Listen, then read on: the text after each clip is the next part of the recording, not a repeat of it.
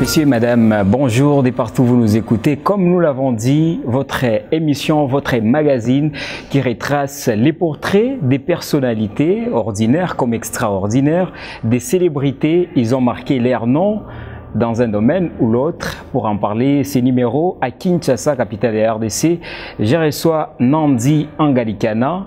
Ce nom vous dit peut-être quelque chose, vous la reconnaissez par ses œuvres caritatives. Elle nous vient du Katanga, bien sûr. Elle a fait un parcours. Ces parcours nous ont intéressés. Voilà pourquoi on rencontre Nandi au cours de ces magazines. Avec Nandi, on va parler de son parcours, bien sûr. Elle est plus dans les œuvres caritatives, présentatrice d'émissions télé. Elle est dans beaucoup. On va essayer d'échanger avec elle sur sa vie, bien sûr. Et je vais recevoir Nandi. Bonne arrivée. Merci beaucoup. Avec vous, on parle de votre parcours. Vous avez une histoire tellement grandiose à raconter avec ce public. Vous êtes plus dans les œuvres caritatives. Quand je préparais cette émission, on me dit c'est une femme forte qui pouvait partager sa vie, qui pouvait tout donner dès son jeune âge avec les autres. Est-ce que nous nous sommes trompés? Vous l'avez dit, je l'ai dit. Moi-même, je n'ai jamais compris comment ça se fait. Tu sais, dans la vie, on est avec des dons, hein? Chacun est né avec son truc. Quand je grandissais, j'étais naïve, bien sûr. Je pensais que je pouvais ressembler à Jésus-Christ. Ça, c'est ma petite histoire. Dans les sacrifices, on nous apprenait la Bible.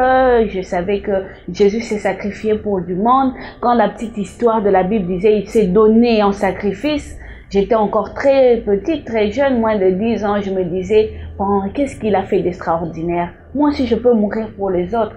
C'était dans la petite histoire. Alors, du coup, en grandissant, j'ai compris que c'était vraiment une vocation et ça m'a orientée dans ce que je fais aujourd'hui au quotidien. Alors, Nandi, nous cheminons vers la fin de cet entretien dans ces magazines. Il y a une question qui m'est arrivée. On va parler maintenant de vous, état civil.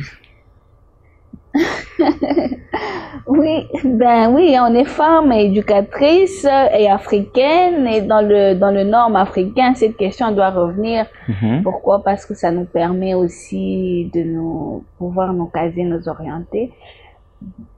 C'est une bonne question aussi pour nos téléspectateurs, surtout pour la jeunesse. La question de mariage aujourd'hui dans notre société est devenue liée à tout.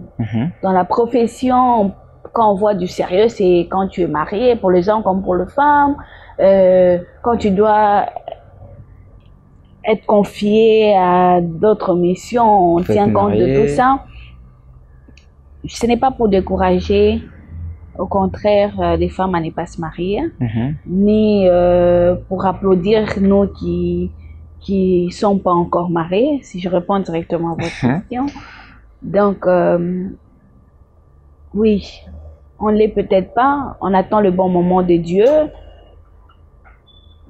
On voit tout ce qui se passe. Moi, je suis dans le domaine de la femme depuis bien longtemps, bien que je ne suis pas... Parce que vous êtes dans ces domaines, ça vous empêche? Non, pas du tout. Bien que je ne suis pas encore mariée, mais aujourd'hui, je joue un grand rôle de conseillère conjugale, par exemple. Et beaucoup de gens nous demandent comment, sans être dans le mariage, vous pouvez... va conseiller des couples. Oui, c'est faisable parce que nous avons vécu dans des familles, nous avons vu chez des sœurs et frères, nous connaissons c'est quoi le mariage. Cela même nous permet, nous personnellement, de reculer peut-être les bons moments pour le mariage. Je ne suis pas bien placée pour parler de ça, mais le bon moment pour le mariage n'est jamais connu.